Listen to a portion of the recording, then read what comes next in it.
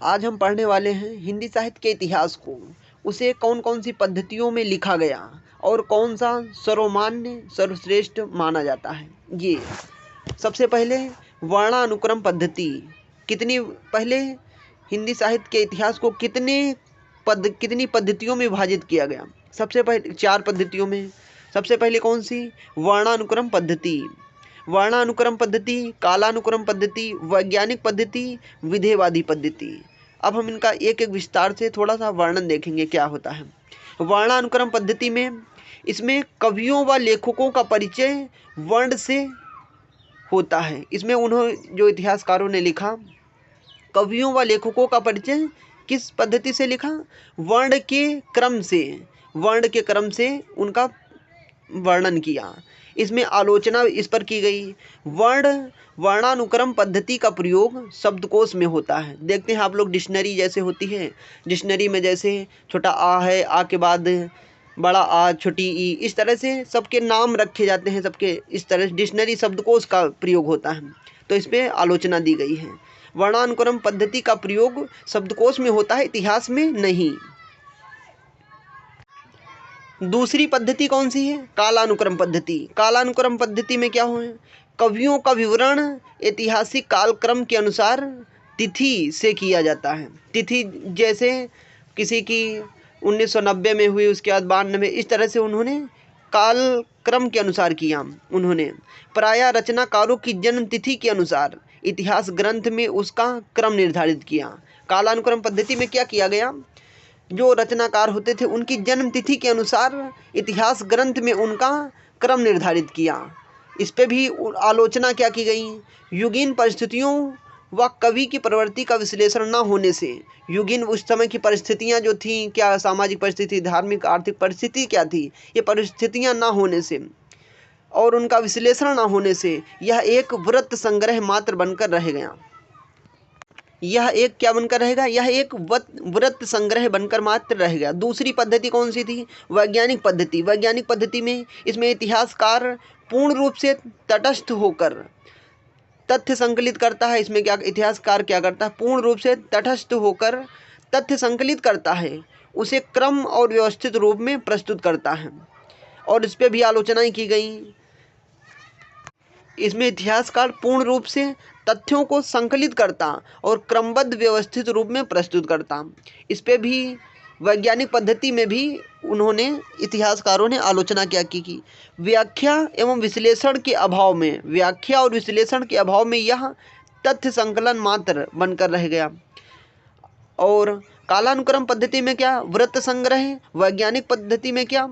यह तथ्य संकलन मात्र बनकर रह गया। तथ्यों का संकलन इसमें केवल किया गया। उसके बाद विधेयवादी पद्धति, यह सर्वश्रेष्ठ और सर्वमान्य पद्धति भी है। इसका सूत्रपात आचार्य शुक्ल जी से माना जाता है। इतिहास लेखन की सर्वश्रेष्ठ पद्धति भी इसे कहते हैं। इसमें विधेयवादी पद्धति के जन्मदाता कौन है? पाश्चात्य विद्वान तेन है। तेन ने इसे 3 भागों में विभाजित किया है। तेन ने कितने भागों? विधेयवादी पद्धति को तेन ने कितने भागों में विभाजित किया? 3 भागों में। जाति, वातावरण, क्षण विशेष। उस समय के क्षण विशेष क्या थे, उन्होंने कितने भागों में विभाजित किया? 3 भागों में। उसका दूसरा, जाति, परंपराओं, तत्कालिक वातावरण, परिस्थितियों का वर्णन। उस समय क्या था? जाति, परंपराओं, तत्कालीन वातावरण, उस समय का वातावरण कैसा था, सामाजिक, धार्मिक, राजनीतिक परिस्थितियाँ क्या थी, वातावरण क्या था, परिस्थितियों का वर्णन, विश्लेषण। हिंदी साहित्य में इसका सूत्रपात किससे माना जाता है? आचार्य शुक्ल जी से माना जाता है। तो हमने ये देखा हिंदी साहित्य को कौन कौन से पद्धति में विभाजित किया गया है। अब हम जानेंगे हिंदी साहित्य के प्राचीन ग्रंथ कौन है और उनका समय क्या है। कौन? हिंदी साहित्य के प्राचीन ग्रंथ और उनका समय। 84 वैष्णवन की वार्ता। हिंदी साहित्य के इतिहास के प्राचीन ग्रंथ, इसका हम समय संवत में जानेंगे। 84 वैष्णवन की वार्ता संवत 1625 विक्रम संवत में माना जाता है। 1625 में क्या थी? 84 वैष्णवन की वार्ता संवत 1625। 252 वैष्णवन की वार्ता 1600 संवत विक्रम संवत 1625 में भी, ये भी दोनों। 84 वैष्णवन की वार्ता 1625 विक्रम संवत, 252 वैष्णवन की वार्ता संवत 1625। भक्तमाल, भक्तमाल यह संवत 1642 विक्रम संवत माना जाता है। भक्तमाल का समय क्या माना जाता है? संवत 1642 विक्रम संवत। श्री गुरु ग्रंथ साहिब, गुरु ग्रंथ साहिब भक्तमाल के बाद क्या लिखा गया? गुरु ग्रंथ साहिब। इसका समय 1661 विक्रम संवत माना जाता है। 1661 विक्रम संवत माना जाता है। गुरु अर्जुन देव संग्रह, इसे क्या कहते हैं? गुरु अर्जुन देव संग्रह भी कहते हैं। मूल गोसाई चरित्र, मूल गोसाई चरित्र का समय संवत 1687 विक्रम संवत। मूल गोसाई चरित्र का समय 1687 विक्रम संवत। भक्तमाल नामावली, भक्तमाल नामावली का समय क्या है? 1698 विक्रम संवत। 1600 भक्तमाल नामावली का समय कितना है? भक्तमाल नामावली 1698 विक्रम संवत। कविमाला संवत 1712। कविमाला का समय क्या बताया गया है? संवत 1712। कालिदास हजारा संवत 1775। कालिदास हजारा का समय कितना माना जाता है? संवत 1775। काव्य निर्णय, काव्य निर्णय संवत 1782। काव्य निर्णय का समय संवत 1782। सतकवि गिरा विलास का समय संवत 1803। सतकवि गिरा विलास का समय संवत 1803। कवि नामावली संवत 1810। कवि नामावली का समय कितना है? संवत 1810। विद्वान मोद तरंगड़ी, विद्वान मोद तरंगड़ी का समय कितना है? 1874। राग साग रोद भव, राग कल्प द्रुम, राग कल्प द्रुम का समय कितना है? संवत 1900।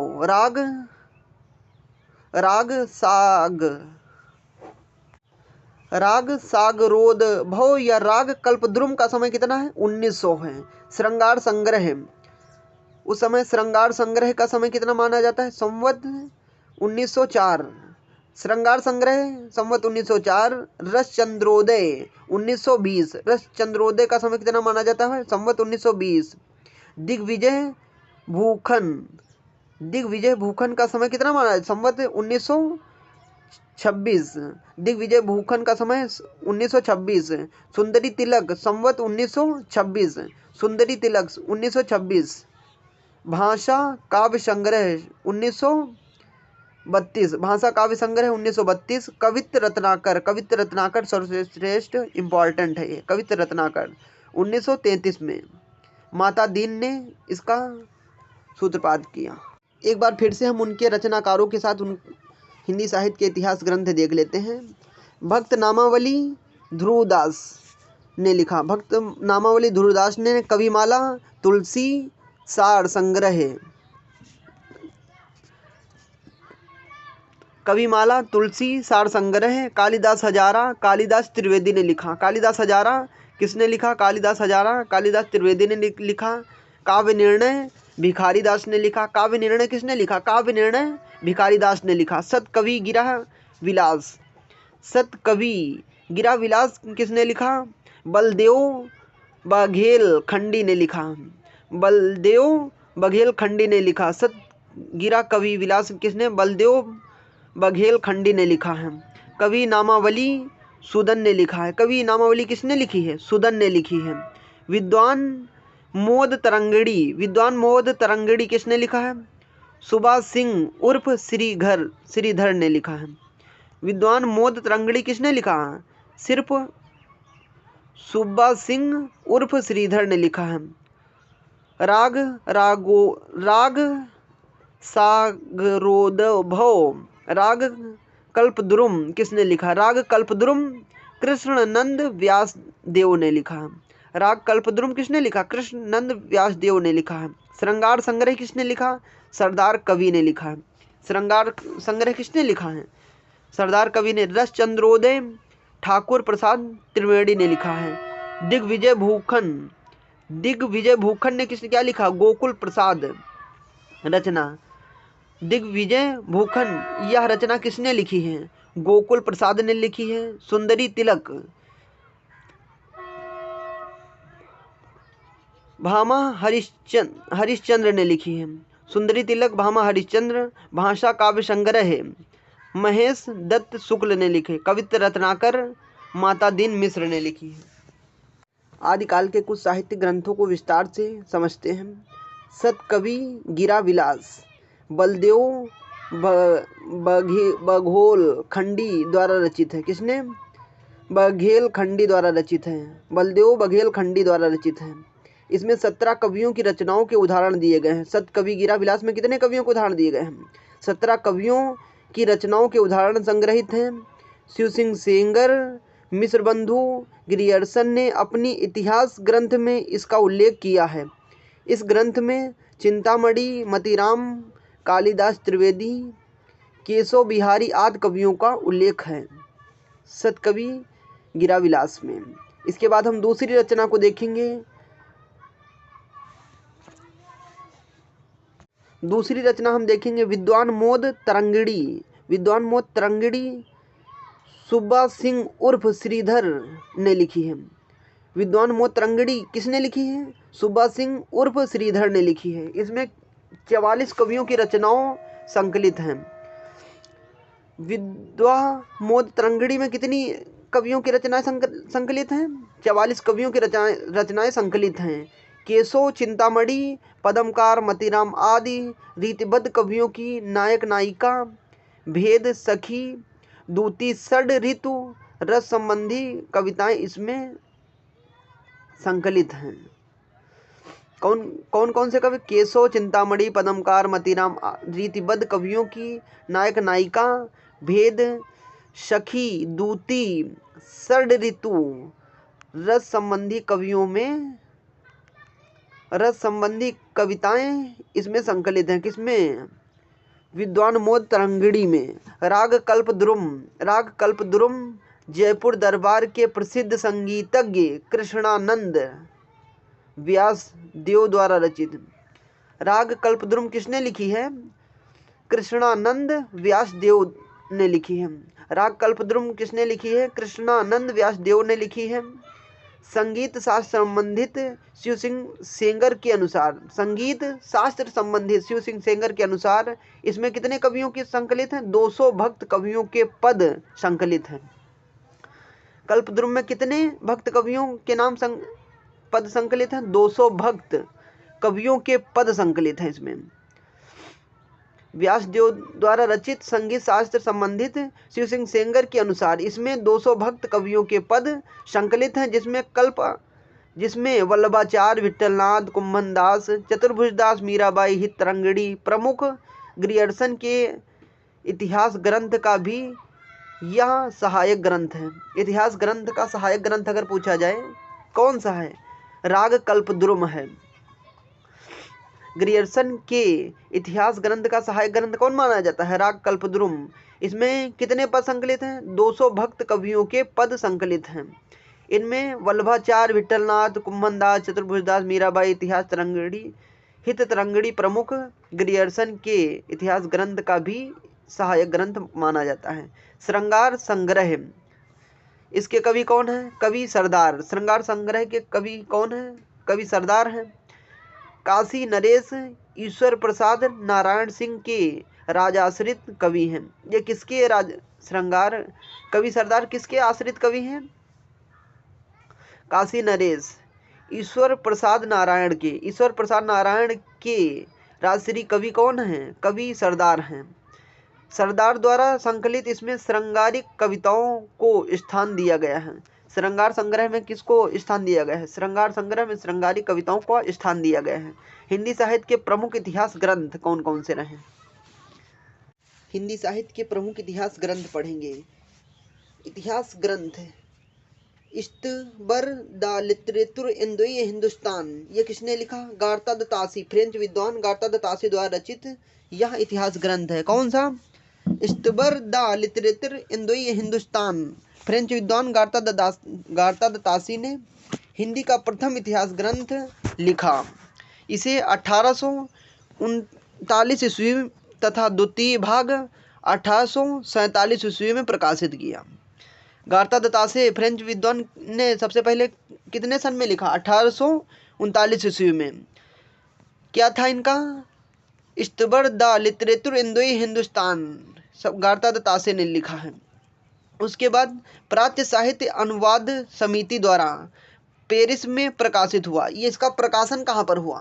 पेरिस में प्रकाशित हुआ सन 1891 में। सन 1871 ईस्वी में द्वितीय संस्करण प्रकाशित हुआ। पहला संस्करण कितने में प्रकाशित हुआ? 1847 में। द्वितीय संस्करण 1871 में। इसका द्वितीय संस्करण कहाँ प्रकाशित हुआ? द्वितीय संस्करण प्रकाशित हुआ। इसमें संपूर्ण ग्रंथ को 3 खंडों में विभाजित किया गया है।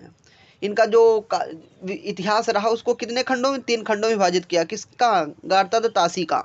इस्तबर the literature Hindustan, Garcin de Tassy, French विद्वान गार्ता द तासी की इतिहास ग्रंथ को 3 कालखंडों में विभाजित किया गया है।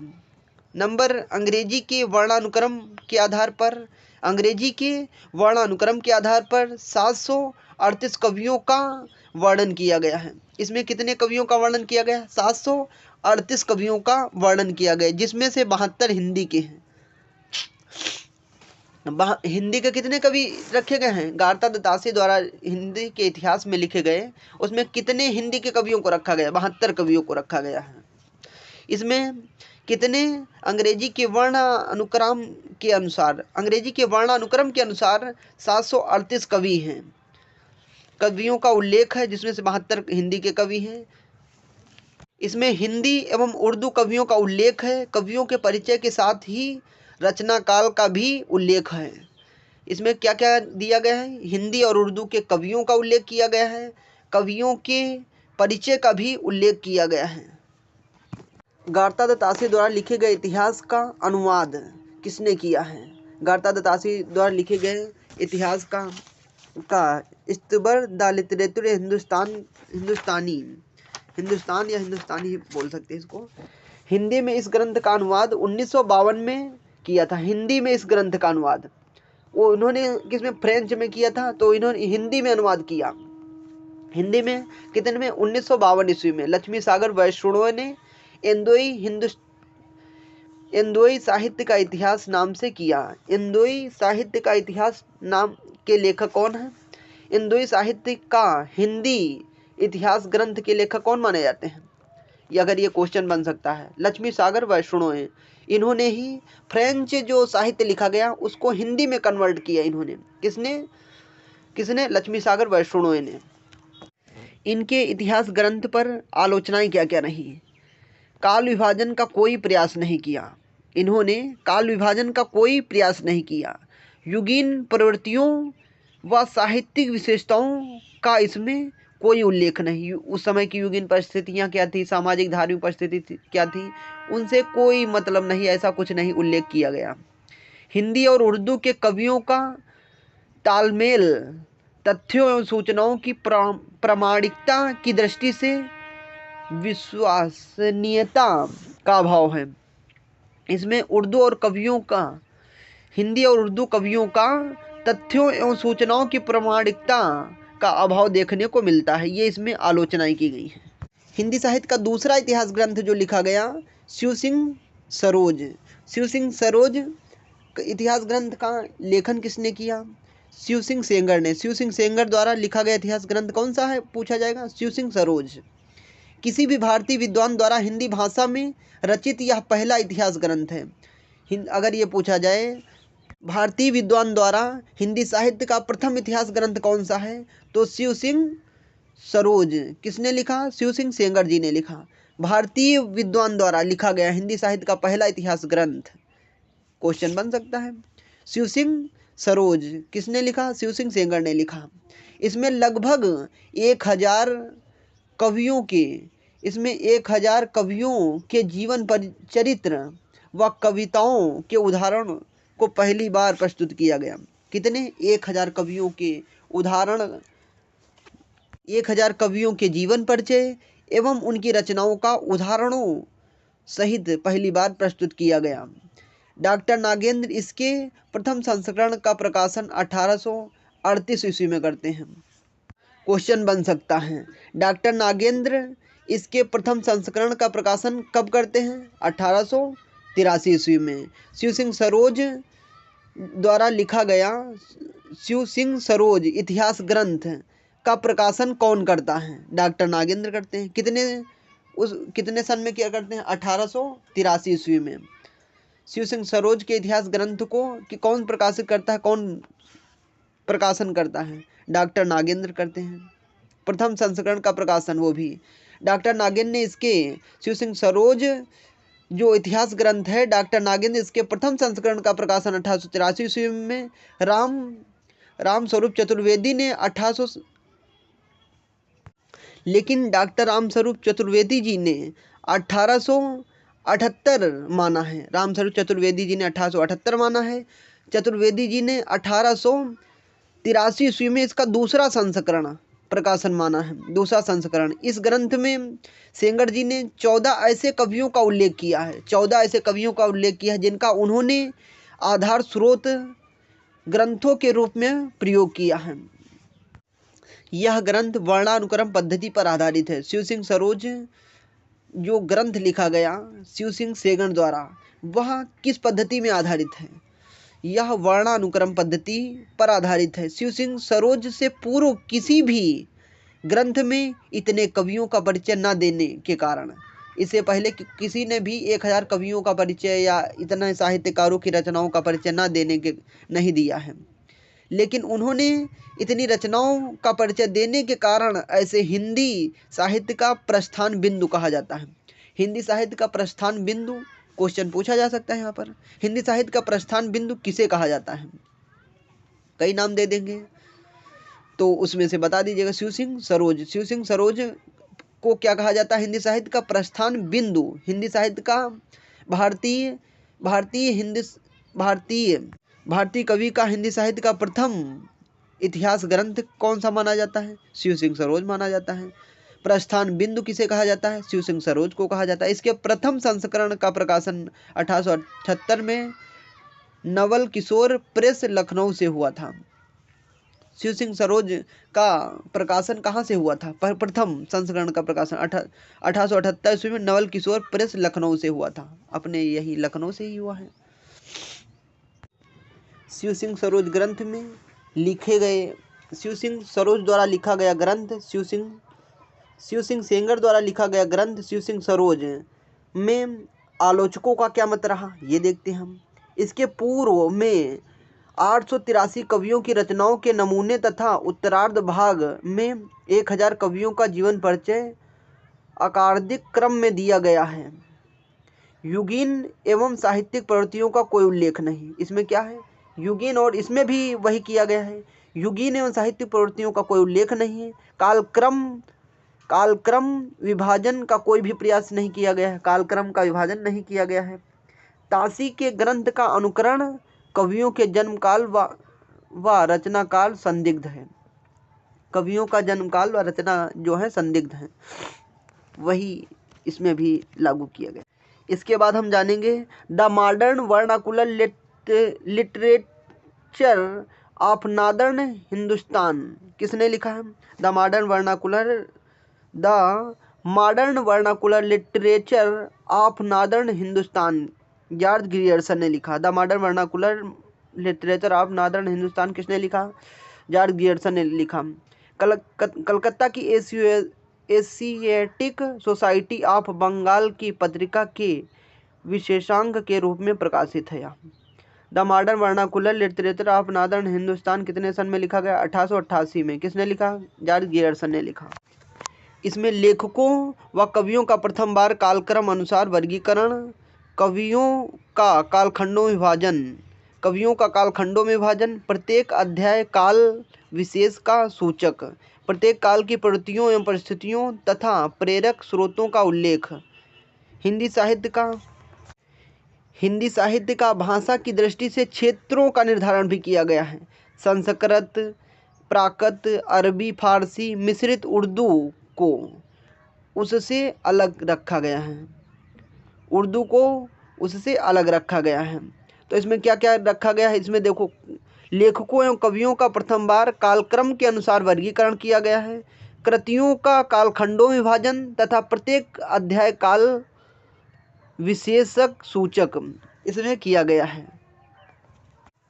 भक्ति काल को हिंदी काव्य का स्वर्ण युग मानना किस ग्रंथ में है?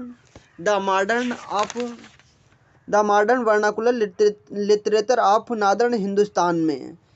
किसको भक्ति काल को स्वर्ण युग किस ग्रंथ ने मान्यता दी? The modern vernacular literature of northern Hindustan ने किसने लिखा है?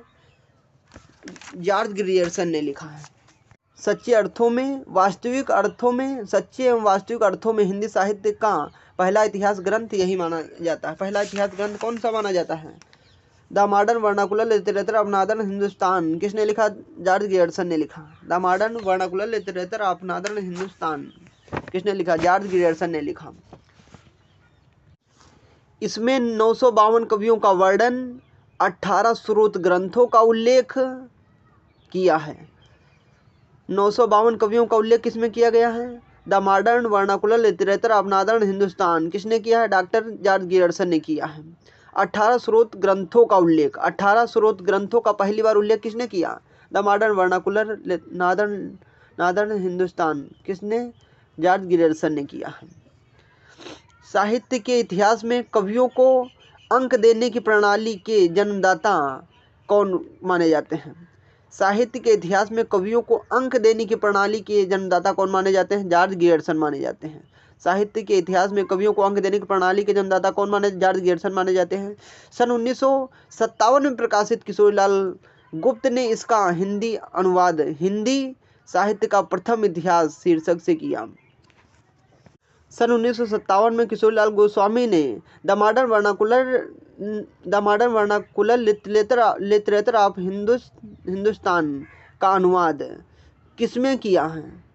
कितने सन में किया है? 1957 में। किसने किया है? किशोरीलाल गुप्त ने। किसको? जॉर्ज ग्रियर्सन द्वारा लिखे गए the modern vernacular literature of northern Hindustan को वर्णन किया है। आचार्य शुक्ल ने अपने सुप्रसिद्ध इतिहास काव्य भवन निर्मित किया है। आचार्य शुक्ल ने अपने इतिहास ग्रंथ में मुख्य आधार स्रोत क्या बनाया? किसको बनाया? The modern vernacular literature of Hindustan, उसी को बनाया। उसी के आधार पर इन्होंने अपनी आचार्य रामचंद्र शुक्ल ने हिंदी साहित्य का इतिहास लिखा है। उसी को इतिहास का भव्य भवन निर्मित किया, उसी से इतिहास का भव्य भवन निर्मित किया है। इस इतिहास ग्रंथ का ऐतिहासिक महत्व है। किसका? The modern vernacular northern Hindustan को। नलिन विलोचन शर्मा जी लिखते हैं कि हिंदी के विधेयवादी साहित्य के प्रथम प्रवर्तक कौन हैं? जॉर्ज ग्रियर्सन हैं, ना कि आचार्य रामचंद्र शुक्ल। नलिन विलोचन शर्मा किसको मानते हैं? जॉर्ज ग्रियर्सन को।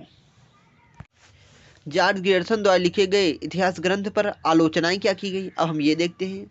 ग्रियर्सन द्वारा किए गए कालों के नामकरण का आधार सभी जगह एक जैसा नहीं है। सभी जगह जो है, कहीं पर प्रवृत्तियों के आधार पर रख लिया, कहीं पर कालक्रम के अनुसार कर लिया, तो वहाँ पर सभी जितने भी कालखंड हैं उसमें क्या रहा है?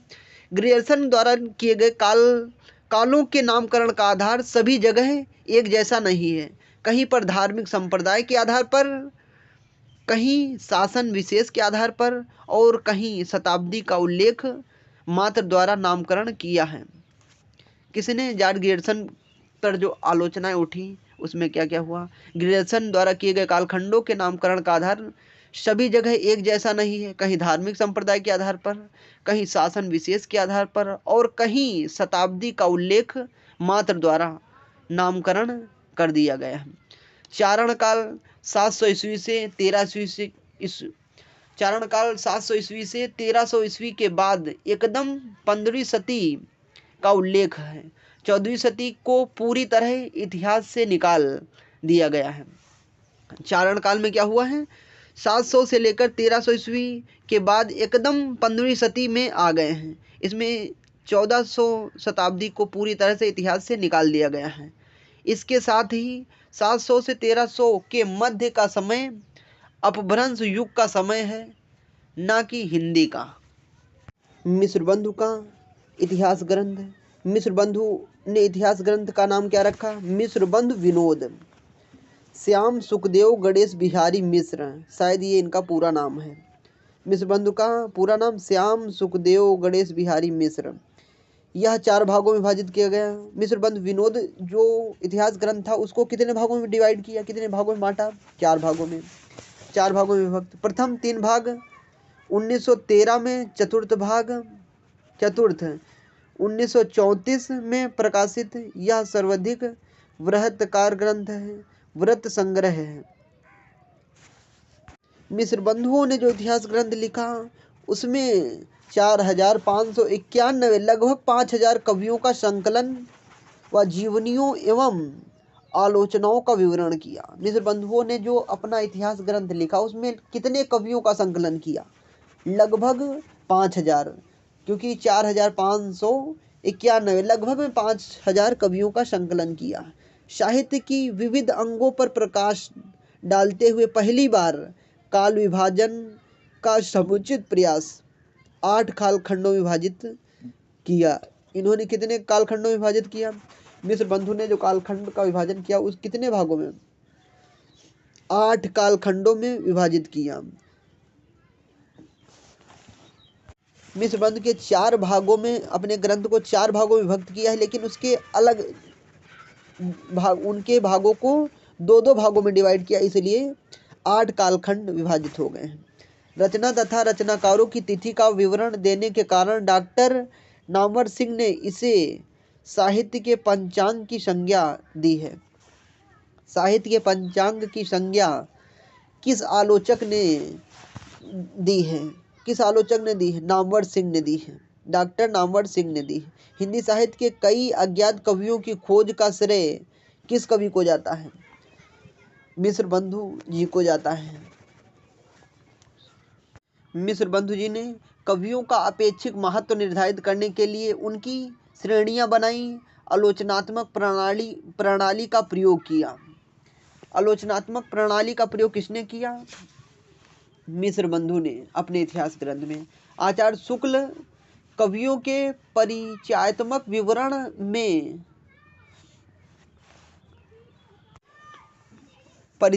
विवरण प्रायः मिश्र बंधु विनोद से ही लिए हैं। मिश्र बंधुओं ने सारंगधर को ब्रजभाषा का पहला कवि और गोरखनाथ को पहला गद्य लेखक माना है। मिश्र बंधुओं के अनुसार हिंदी ब्रजभाषा का पहला कवि किसे माना गया है? सारंगधर को, तथा गोरखनाथ को पहला गद्य लेखक माना गया है। किसने माना है? मिश्र बंधुओं ने। हिंदी साहित्य का इतिहास आचार्य रामचंद्र शुक्ल का यह सर्वश्रेष्ठ, सर्वमान्य एवं सबसे ज़्यादा प्रश्न पूछे जाने वाला ग्रंथ यही है। आचार्य रामचंद्र शुक्ल ने हिंदी साहित्य का इतिहास कौन से सन में लिखा? 1927 ईस्वी में।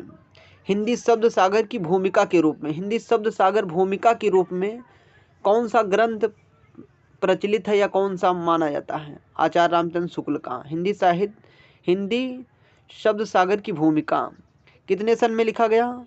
1927 ईस्वी में। हिंदी साहित्य का विकास नाम से लिखा गया।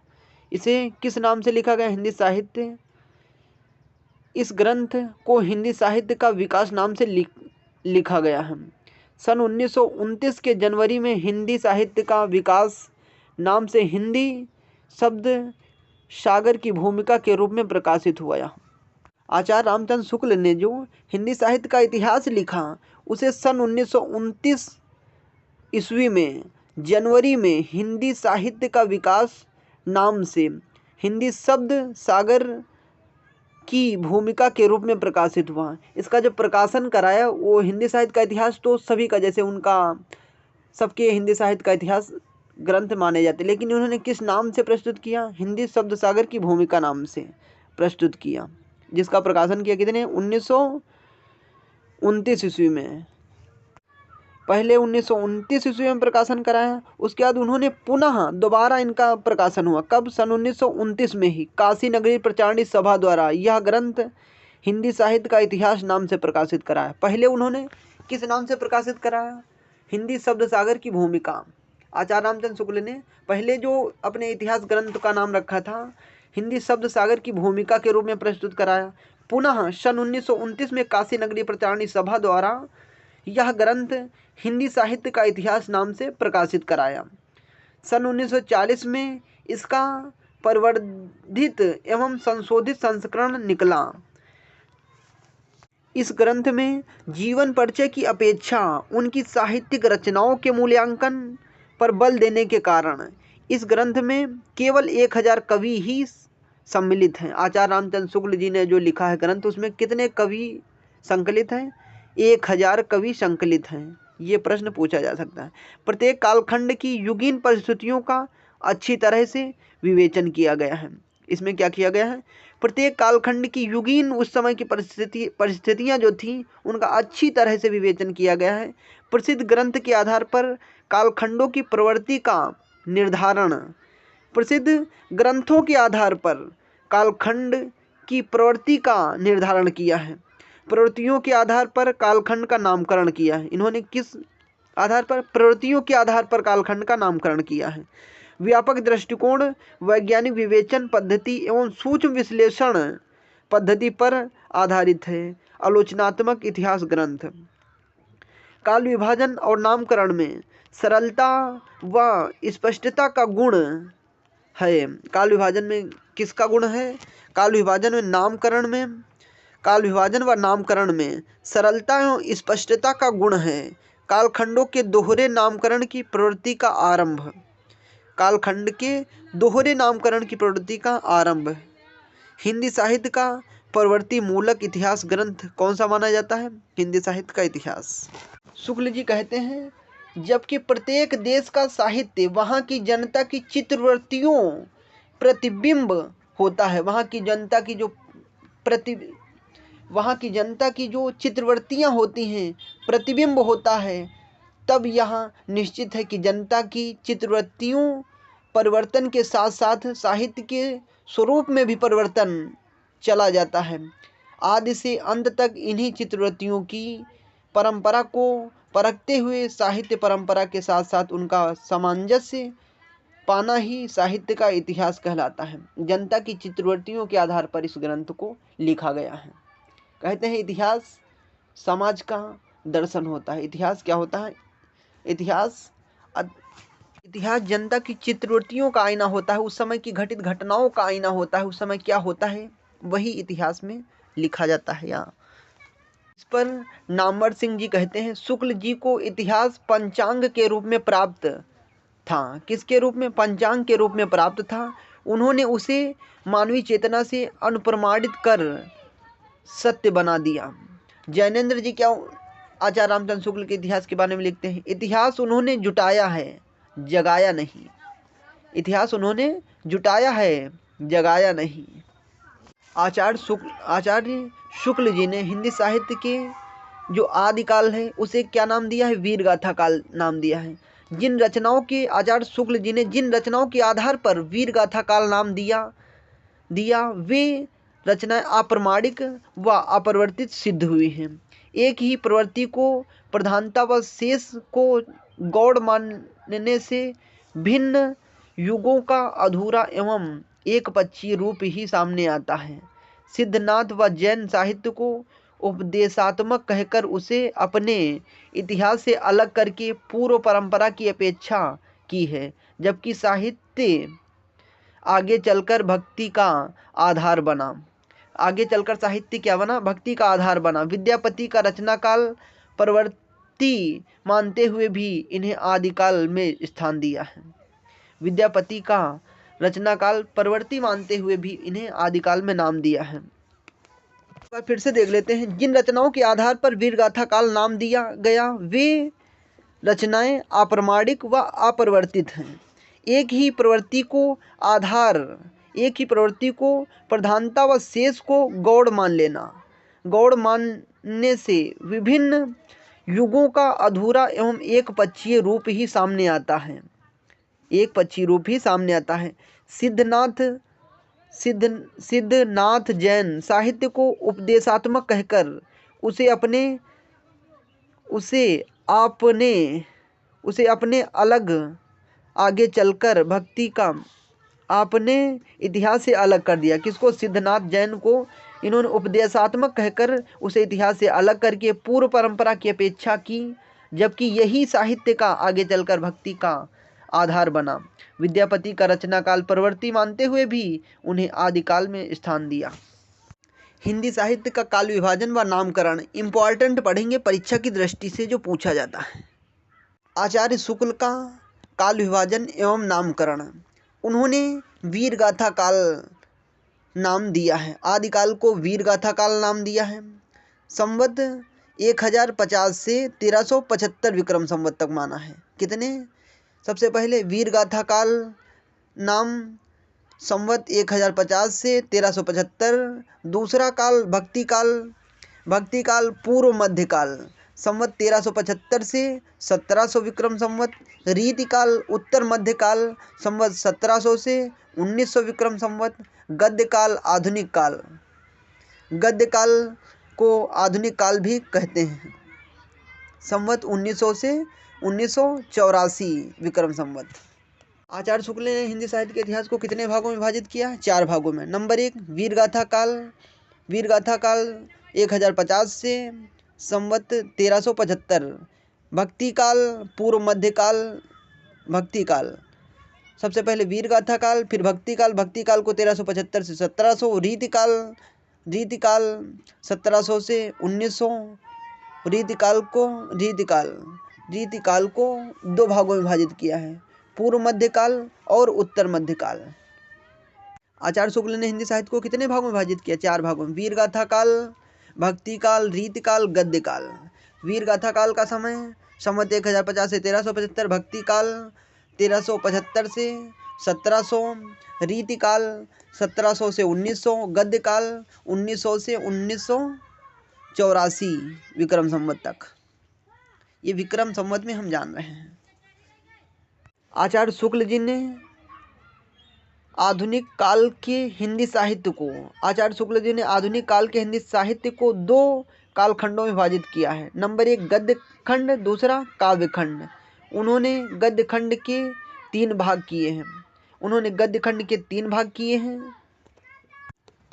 गद्य कालखंडों के कितने भागों में विभाजित किया? 3। आधुनिक गद्य साहित्य परंपरा का प्रवर्तन, प्रथम उत्थान काल, इसे संवत 1925 से 1950, जिसे भारतेंदु युग नाम से भी जानते हैं। भारतेंदु युग कितना? 1925 से 1950। गद्य साहित्य का प्रसार, द्वितीय उत्थान काल, जिसे द्विवेदी युग भी कहते हैं। द्विवेदी भारतेंदु युग 1925 से 1950। द्विवेदी युग 1950 से 1975 युग। द्विवेदी युग कितना? 1950 से 1975। गद्य साहित्य की वर्तमान गति स्थिति 1975 से अब तक की मानी गई है। आचार्य शुक्ल जी काव्य खंड को 4 भागों में विभाजित करते हैं। पुरानी धारा संवत 1900 से 1925। नई धारा प्रथम उत्थान 1925 से 1950। भारतेंदु युग का समय मानते हैं 1925 से 1950। द्विवेदी युग 1950 से 1975 मानते हैं। छायावाद युग 1975 से अब तक। डॉक्टर रामकुमार वर्मा का काल विभाजन एवं नामकरण। संधि काल इन्होंने कितने भागों में विभाजित किया है? डॉक्टर रामकुमार वर्मा जी ने कितने हिंदी साहित्य के इतिहास को कितने कालखंडों में विभाजित किया है? नंबर 5 भागों में। संधि काल नंबर 1 संधि काल, नंबर 2 चारण काल, नंबर 3 भक्ति काल, नंबर 4 रीति काल, नंबर 5 आधुनिक काल। तो संधि काल उन्होंने आधुनिक काल को, जो आदि काल था, उन्होंने उसका नाम क्या रखा है? संधि काल। डॉक्टर रामकुमार वर्मा ने संधि काल नाम किसका? आधुनिक काल को क्या नाम दिया है? संधि काल दिया है। गलत हो गया, सॉरी। आदि काल को संधि काल नाम दिया है किसने? डॉक्टर रामकुमार वर्मा ने। इसका समय कितना? 1350 से 1000 संवत। 750 से 1000 संवत। संधि काल यानी कि आदिकाल का नाम क्या दिया है? 750 से 1000। चारण काल 1000 से 1375। भक्ति काल 1375 से 1700। भक्ति काल कितना समय दिया? 1375 से 1700। रीति काल 1700 से 1900 तक। आधुनिक काल 1900 से अब तक।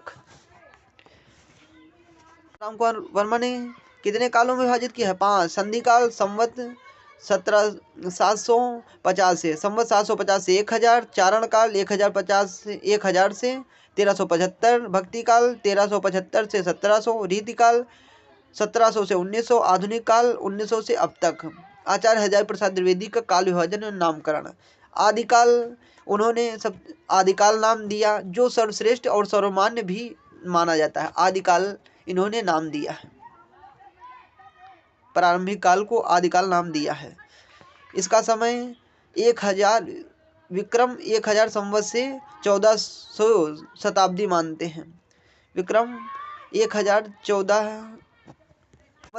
से 1400 शताब्दी। भक्ति काल 14वीं शताब्दी से 16वीं शताब्दी के मध्य मानते हैं। भक्ति काल कितना मानते हैं? 14वीं शताब्दी से 16वीं शताब्दी के मध्य मानते हैं। रीति काल 16वीं शताब्दी के मध्य से। रीति काल नाम कौन सा मानते हैं? 16वीं शताब्दी के मध्य से 19वीं शताब्दी के मध्य तक मानते हैं।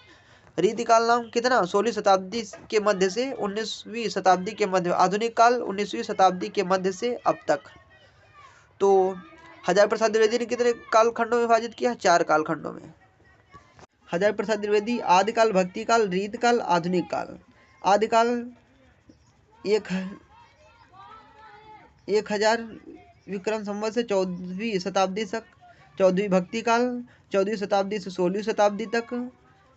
10वीं आदिकाल 10वीं शताब्दी से 14वीं शताब्दी तक। भक्ति काल 14वीं शताब्दी से 16वीं शताब्दी तक। रीति काल 16वीं शताब्दी के मध्य से 19वीं शताब्दी के मध्य तक। रीति काल को कितना? 16वीं शताब्दी के मध्य से 19वीं शताब्दी के मध्य तक। आधुनिक काल 19वीं शताब्दी के मध्य से अब तक माना जाता है। डॉक्टर नागेंद्र का काल विभाजन एवं नामकरण। आदिकाल सबसे पहले उन्होंने पूर्व प्रारंभिक काल को आदिकाल नाम दिया है। आदिकाल, भक्ति काल, रीति काल, आधुनिक काल।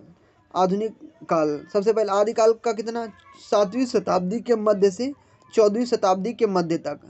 आदिकाल का नाम कितना? 7वीं शताब्दी के मध्य से 14वीं शताब्दी तक। मध्यकाल या भक्ति काल भी कहते हैं जिसे। आदिकाल के बाद फिर क्या? भक्ति काल। भक्ति काल 14वीं शताब्दी के मध्य से 17वीं शताब्दी के मध्य तक। 14वीं शताब्दी से लेकर 17वीं शताब्दी के मध्य बीच तक। रीति काल का नाम 17वीं शताब्दी के मध्य से 19वीं शताब्दी। आधुनिक काल का नाम 19वीं शताब्दी के मध्य से अब तक।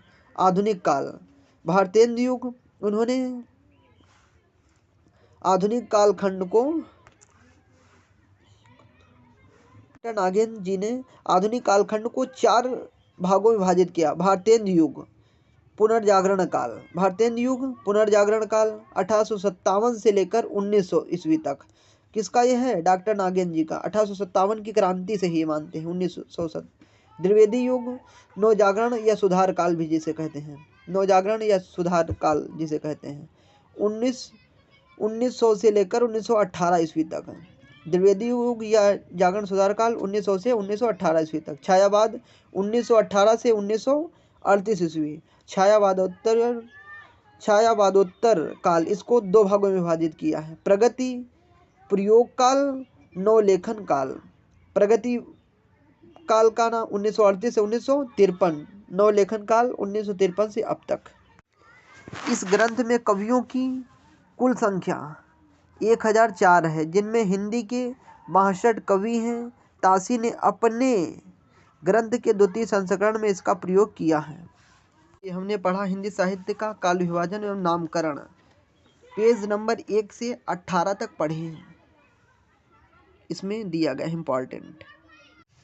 आज हम पढ़ने वाले हैं हिंदी साहित्य के इतिहास।